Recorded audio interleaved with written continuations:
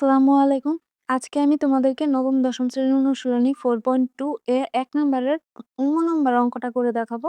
তার আগে বলছি আমার ভিডিওটা দয়া করে স্কিপ না করে মনোযোগ সহকারে দেখতে থাকো। ইনশাআল্লাহ তোমাদের অন্য কোনো ভিডিও দেখার প্রয়োজন পড়বে না। তোমরা অবশ্যই অঙ্কটা বুঝতে পারবে। তো চলো অঙ্কটা শুরু করি। এখানে প্রশ্নতে বলা হয়েছে log 5 বেস 5 এর উপরে ঘনমূল দেওয়া আছে আবার ইনটু রুট 5 দেওয়া আছে। তো প্রথমত আমি কি করব, এই যে ভিত্তি যেটা আছে 5, এই 5 টাকে আমরা চেঞ্জ করতে পারি না।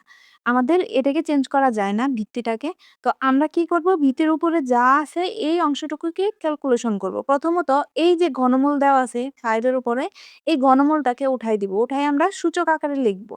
তো আমি যদি এই ঘনমূলটাকে উঠাই দেই তাহলে log 5 বেস, যেহেতু এই 5 এর উপরে ঘনমূল আছে তাহলে এখানে 5 টা লিখবো। 5 টা হচ্ছে ভিত্তি। আর এই যে ঘনমূলটা উঠে গিয়ে 1/3 উপরে পাওয়ার হিসেবে অথবা ঘাত হিসেবে আমরা লিখতে পারি এইভাবে।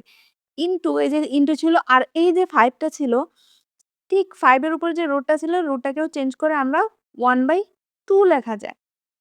এভাবে আমরা এই রুট এবং ঘনমূলটাকে আমরা ভাঙায় লিখতে পারি। এখন দেখো এই অংশটুকু যদি আমরা একটা সূচকের কথা চিন্তা করি, এটা এটাও 5, এটাও 5, এটা ভিত্তি, এটা সূচকের একটা ভিত্তি আর এটা হচ্ছে পাওয়ার। 5 এর উপরে পাওয়ার অথবা ঘাত দেওয়া আছে।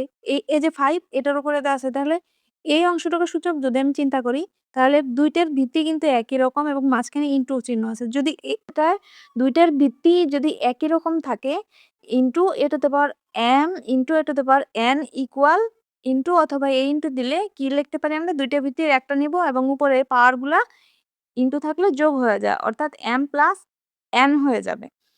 ঠিক আছে? এই সূত্রটার মানে হইতেছে এটা। আর আমি এখানেই ওই সূত্রটাই ইউজ করব। তো এখানে log 5 বেস এটা যেভাবে আছে সেভাবে থাকবে। আর এই যে ২ টা আছে এই ২ টার, এটার ভিত্তি এটাও 5, ২ টার ভিত্তি একটা নিলাম। আর এই যে উপরে পাওয়ার যে আছে মাঝখানে ইনটু চিহ্ন আছে যেহেতু, এই দুটাকে যোগ করে দেব। তাহলে 1/3 প্লাস 1/2 এই দুটা যোগ হয়ে যাবে। ইকুয়াল log 5 বেস, আর এই যে অংশটুকু কিন্তু ভগ্নাংশের যোগ। তো ভগ্নাংশের যোগ যদি আমরা করি 5 ঠিকই থাকবে। আর এই যে এই ২ টার লসাগু কত হবে? ৩ আর ২ এর লসাগু হয় ৬। তো ভগ্নাংশ অনুযায়ী এই ৩ ৬ দ্বারা ভাগ করতে হবে। ৬ কে ভাগ করতে হবে ৩ দিয়ে।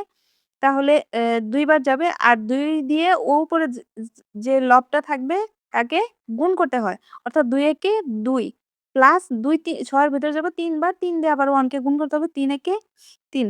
এখন আমরা আরেকটা সূত্র ইউজ করব। সেই সূত্রটা হচ্ছে লগের ঘাতের সূত্র। লগ a ভিত্তি m, তার উপরে ঘাত r হিসেবে আছে। এই যে এই সূত্রের মানে হচ্ছে এই যে r টা উপরে ঘাত হিসেবে আছে, এইটাকে আমি ৪ এর লগের সামনে লিখতে পারি। এই সূত্রের মানে হচ্ছে এটা। অর্থাৎ আমি এটাকে চেঞ্জ করে লগ a ভিত্তি m এভাবে কিন্তু লিখতে পারি। তো এই সূত্রটা আমি এখানে ইউজ করব। অর্থাৎ এখানে ঘাত হিসেবে এই অংশটা কিন্তু ঘাত হিসেবে আছে। আর এই অংশটা লগের ভিত্তি 5 আর 5 এর উপরে আবার 5 আছে। আর এই যে উপরে ঘাত আছে এই ঘাতটাকে আমি সামনে দিয়ে দেব। অর্থাৎ ২ আর ৩ যোগ করলে কত হয়? ৫ আর নিচে আছে ৬। আর এখানে থাকবে log 5 বেস 5। এখন এইখানে আমি আরেকটা সূত্র ব্যবহার করব। সেটা হচ্ছে এক লগের সূত্র। সেটা হচ্ছে log a base a equal আমরা 1 লিখতে পারি। তো a বেস a এর মানে হচ্ছে এই সূত্রটার মানে হচ্ছে তোমার ভিত্তি যা থাকবে তার উপরে যদি সেইম একই জিনিস থাকে, একই সংখ্যা, একই চলক যদি থাকে তাহলে এই পুরো অংশটুকু সমান আমরা 1 লিখতে পারি। অর্থাৎ এই অংশটুকু যদি চিন্তা করো, log 5 ভিত্তি এবং তার উপরে 5 ই আছে। অর্থাৎ এই পুরো অংশটুকু সমান আমি 1 লিখতে পারি। অর্থাৎ 5/6 ইনটু 1 ইকুয়াল, তাহলে 1 দিয়ে তুমি যাকে গুণ করবে সেটাই হবে। অর্থাৎ 5/6 এ হবে। এইটাই হচ্ছে ১ নম্বরে এই অঙ্কের অ্যান্সার।